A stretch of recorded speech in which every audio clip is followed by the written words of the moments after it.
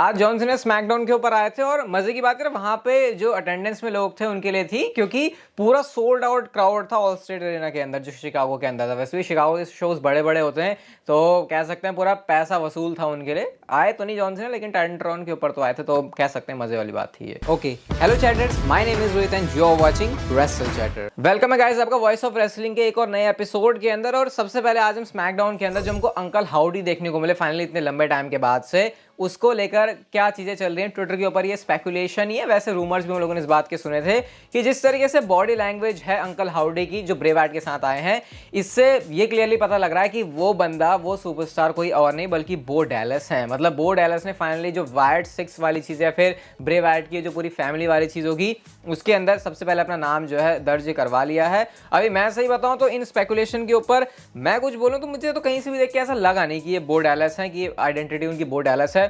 अभी पता नहीं अगर धीरे धीरे स्टोरी अनफोल्ड होगी तो एक्चुअल में वही ये निकल के आ जाए। लेकिन अगर स्टोरी लाइन के हिसाब से देखें तो बो डैलस ब्रे वाइट से, मतलब आई थिंक बो डैलस छोटे ही हैं, तो बो डैलस छोटे हैं तो फिर वो अंकल हाउडी जो कि एक थोड़ा बूढ़ा टाइप का रोल लग रहा है, उसको कैसे प्ले करेंगे, तो ये मेरी थोड़ी सी ऐसे फिट नहीं बैठ रहा है यहाँ पे। लेकिन हो भी सकता है भाई, ब्रे वाइट की स्टोरी लाइन है, कुछ भी वो यहाँ पे कर देते हैं, किसी भी चीज़ का सेंस बना लेते हैं, क्योंकि लॉजिक्स उनके पास पुराने कहीं से उठा के गड़े मुर्दे ला के वो कर देते हैं। तो शायद फिर बो डैलस ही वो नाम है। अभी धीरे धीरे अंकल हाउडी जब और ज़्यादा अपीयर होंगे स्मैकडाउन के ऊपर तो आई थिंक हमको जो पिक्चर है वो क्लियर होती हुई दिखाई देगी। इसके अलावा लुक हार्पर, ब्रोडी ली, जिनका आज जन्मदिन है, मतलब होता कह सकते हो आप। इवन WWE ने इसको लेकर ट्वीट भी किया था, क्योंकि लुक हार्पर हमारे बीच में नहीं है तो उन्होंने ट्वीट करके लिखा भी था कि वो रिमेंबर कर रहे हैं उनको। और भाई 80,000 से ज़्यादा इस वाले ट्वीट के ऊपर लाइक हो चुके हैं, तो आप देख सकते हो कि फैंस ने इस मौके पर उनको कितना याद किया। इवन ब्रे वाइट ने ट्रिब्यूट भी दिया था अपनी एंट्रेंस के टाइम पर ही, जब वो ऐसे ये करके मेरे मुंह से बहुत बेकार साउंड करे गए, लेकिन ऐसे करके लुक हार्पर किया करते थे। तो ब्रे वाइट ने भी अपनी एंट्रेंस पर इसी चीज़ को किया था और फैंस ने इस चीज़ को मेंशन किया। तो ये ट्रिब्यूट था लुक हार्पर का लुक हार्पर और ब्रोडी ली के लिए। बाकी सभी लोगों ने इसके ऊपर रिएक्ट किया, मतलब ब्राउन स्ट्रोमैन भी ट्वीट करते हैं, तो अच्छा लगा देख के ये कि अगर वो हमारे बीच नहीं है तो एटलीस्ट, वैसे ये बात तो काफ़ी सैड रियलिटी है कि किसी भी बंदे की कदर उसके जाने के बाद ज़्यादा होती है। जिस टाइम पर वो होता है लोग उसके बारे में उतना केयर नहीं करते। अगली स्टोरी की तरफ गाइस हम लोग चलते हैं, और ये ज़्यादा कुछ नहीं है, बस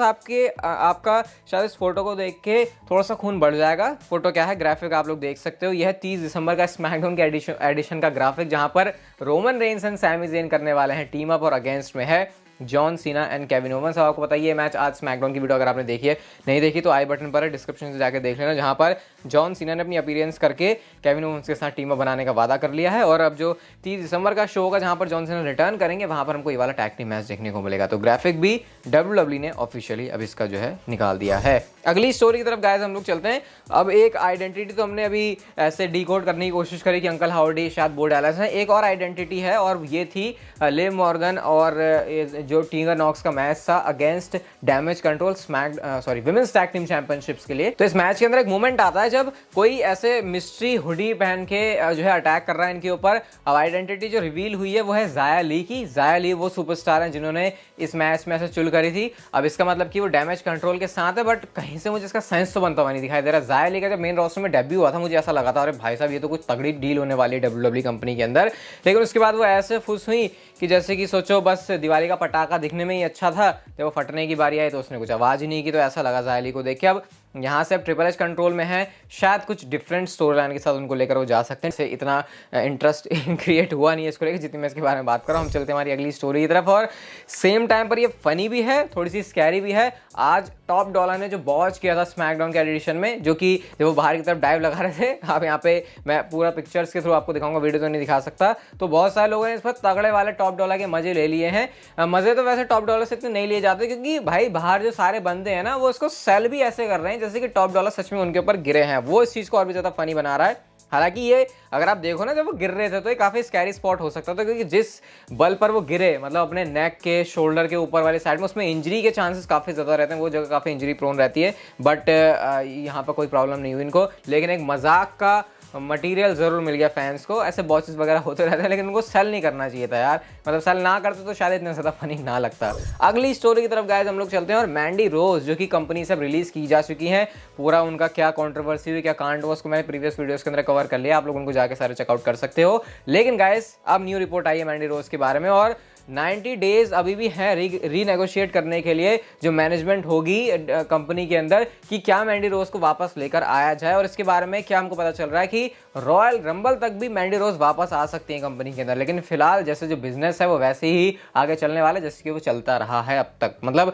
मैंडी रोज के ऐसे, ये तो मैंने आपको बताया था कि सारे जो डोर्स हैं वो क्लोज नहीं हुए, इससे डब्ल्यूडब्ल्यूई ने इस मूवमेंट पर उनको रिलीज करने का डिसीजन लिया कि हाँ भैया अब ये चीज हुई है, अभी उनको रिलीज कर दो, आगे जाकर चीजों को देखेंगे। और मैंडी रोज के बारे में वैसे भी जो हैशटैग वगैरह हैं, फैंस को जो सपोर्ट है वो उनको मिल रहा है, तो फिर ऐसे में जो चांसेस हैं उनके वापस आने के बढ़ जाते हैं। रॉयल रंबल में आने का चांस है, कंफर्म नहीं है, अगर नहीं भी होता तो फिर डब्ल्यूडब्ल्यूई जैसा अपना मामला है वैसे ही चलाएगी, लेकिन एक्सपेक्टेड है कि इतने सारी चीज होने के बाद भी मैंडी रोज कंपनी के अंदर वापस आ सकती हैं। रिडल के बारे में भाई अभी रिसेंटली उनके बारे में भी कंट्रोवर्सी हुई, मैट रिडल के बारे में, जिन्होंने डब्ल्यूडब्ल्यूई के वेलनेस पॉलिसी को वायलेट कर दिया। और उसके बाद से ये हो रहा है कि अब वो कब वापस आएंगे। 6 हफ्ते तो डब्ल्यूडब्ल्यूई ने ही टाइम बताया, रॉयल रंबल में शायद ही वो वापस आएंगे, इसके बारे में पता चला है। लेकिन अब एक नई ही चीज़ पता चली है, और चीज़ ये है कि तलाक वाले इश्यूज कुछ चल रहे हैं उनकी अपनी वाइफ के साथ में, और इसी के प्रेशर की वजह से जो सारा झेल रहे हैं, डब्ल्यूडब्ल्यूई से उनको टाइम ऑफ मिला है। अब ये काफ़ी अजीब सी चीज़ है, मतलब इन सारी चीज़ों के बाद में जब वेलनेस पॉलिसी अपने आप में एक बहुत तगड़ा रीज़न है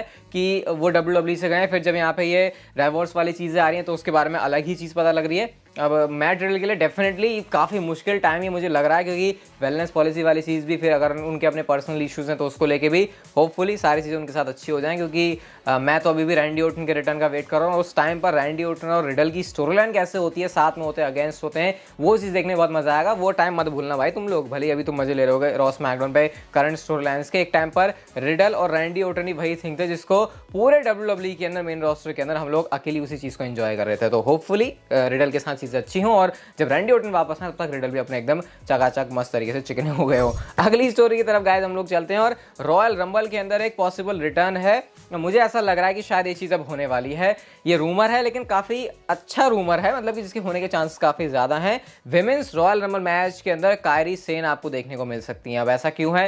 कायरी सेन डब्ल्यूडब्ल्यूई से गई थी ये कह के कि उनको अपनी फैमिली के पास रहना है, प्रो रेसलिंग के अंदर उन्होंने ज़्यादा इंटरेस्ट दिखाया भी नहीं था, लेकिन अब उन्होंने एनजेपीडब्ल्यू के अंदर जो विमेंस टाइटल है उसको जीत लिया है। तो अब इस वजह से एक वो जो फॉरबिडन डोर ओपन होने की बात होती है, वैसे एनजेपीडब्ल्यू डब्ल्यूडब्ल्यूई का मैं क्या ही बोलूँ फॉरबिडन डोर, लेकिन जो भी है रॉयल रंबल के अंदर एक्सपेक्टेड है कि कायरी सेन एक सरप्राइज एंट्रेंट के तौर पर हो सकती हैं। ये तो नहीं कह रहे कि ऑब्वियसली वो कोई कॉन्ट्रैक्ट के साथ आएंगे, क्योंकि डब्ल्यूडब्ल्यूई के स्टिल ब्रांड एम्बेसडर हैं वहाँ के ऊपर, तो रिलेशन अच्छे ही हैं। रिलेशन क्या भाई, साथ में ही अभी काम ही कर रहे हैं, तो इसलिए कोई ऐसा बड़ा इशू नहीं होगा कि कायरी सेन आपको डब्ल्यूडब्ल्यूई के विमेंस रॉयल रंबल मैच के अंदर देखने को मिल जाए। आज की स्मैकडाउन की मेन अट्रैक्शन बने जॉन सीना, जब मेन इवेंट के अंदर ब्लड लाइन के सामने टाइटनट्रॉन के ऊपर उन्होंने एक प्रोमो कट किया और उन्होंने कंफर्म करके बताया कि वो आ रहे हैं जॉन सीना और केविन ओवंस एक साथ, और अगेंस्ट में Roman Reigns and Sami Zayn. अब गाइस मैं आपको दो चीज़ें बताता हूँ। सबसे पहली चीज़, पहले गुड न्यूज़ बताऊँ कि बैड न्यूज़? चलो गुड न्यूज़ से स्टार्ट करते हैं। वैसे गुड भी नहीं है, बैड ही है यहाँ पे, फिर भी गुड इसको बना लेते हैं। एक स्पेकुलेशन आ रही है कि Roman Reigns and John Cena शायद एक बार फिर से साथ में प्रोग्राम कर सकते हैं। अब मैं इसके ऊपर पर्सनली इतना बिलीव नहीं कर रहा, क्योंकि अगर स्टोरी लाइन के पर्सपेक्टिव से देखो तो रोमन रेंस के लिए पूरी रेसलमेनिया का जो रोड है वो एकदम उसकी मैपिंग हो चुकी है बहुत अच्छे से, जैसे केविन ओवंस, फिर सैमी ज़ेन, फिर रॉक। तो ये मुझे यहाँ पे मामला जो है क्लियर लग रहा है। लेकिन डब्ल्यूडब्ल्यूई रॉयल रंबल में John Cena versus Roman Reigns के मैच आइडिया के साथ जा सकती है, ये कुछ स्पेकुलेशंस का कहना है। ये क्यों हो सकता है? ये इसलिए हो सकता है क्योंकि रॉयल रंबल के अंदर एक बड़ा मैच अगर डब्ल्यूडब्ल्यूई देना चाहे रोमन रेंस को और जॉन सीना भी अवेलेबल है, तो फिर ये चीज़ हो सकती है। अब ये गुड न्यूज़ कैसे बनती है वो मैं आपको बताता हूँ। जनवरी मंथ के अंदर जॉन सीना का शेड्यूल लाइट है, और फरवरी और जो मार्च का महीना है उसके अंदर अपनी मूवी का काम करेंगे जॉन सीना। तो जो भी चीज़ें डब्ल्यूडब्ल्यूई को जॉन सीना के साथ करनी है, कंसिडर करते हुए कि वो रेसलमेनिया के अंदर क्या कर रहे हैं, उनको सब चीज़ जनवरी मंथ के अंदर करनी है। तो फिर इस वजह से हो सकता है कि आपको जो जॉन सीना है वो शायद एक आध और अपीयरेंस करते हुए दिखाई दे जाएं, और फिर ये लीड करे जॉन सीना के किसी मैच के लिए, और वो पॉसिबली हो सकता है रोमन रेंस के अगेंस्ट, जो कि स्पेकुलेशन का कहना है। बट सैड चीज़ ये है, बैड न्यूज़ ये है कि फरवरी और मार्च जो मंथ है उसके अंदर आपको जॉन सीना डब्ल्यूडब्ल्यूई वर्क करते हुए दिखाई नहीं देंगे, क्योंकि अपने मूवी के काम के लिए वो शायद हो सकता है कंट्री छोड़ के भी इधर उधर जाएं, और ऐसे में फिर ये इंपॉसिबल ही है कि वो डब्ल्यूडब्ल्यूई शोज़ पर अपीयर होंगे। लेकिन हाँ, रेसलमेनिया 39 के अंदर डेफिनेटली जॉन सीना को डब्ल्यूडब्ल्यूई प्लान करिए किसी न किसी मैच में बुक करने के लिए, और उस स्टोरी लाइन की जो स्टार्टिंग है या फिर जो भी सब कुछ है उसको करने का डब्ल्यूडब्ल्यूई के पास टाइम है सिर्फ फरवरी महीने से पहले का, और जो कि टाइम है जनवरी का। तो फिर एक्सपेक्ट करो कि शायद जॉन सीना और भी आपको शोज़ में अपीयर होते हुए दिखा दें। अभी इसके बारे में डेफिनेटली और मुझे चैनल पर बातें पता चलेंगी, जो कि मैं आपके साथ चैनल पर शेयर कर दूंगा। आज की वीडियो आई होप आपको अच्छी लगी होगी। लगी तो like share subscribe notification bell को ऑन कर दो, and see you guys in my next video.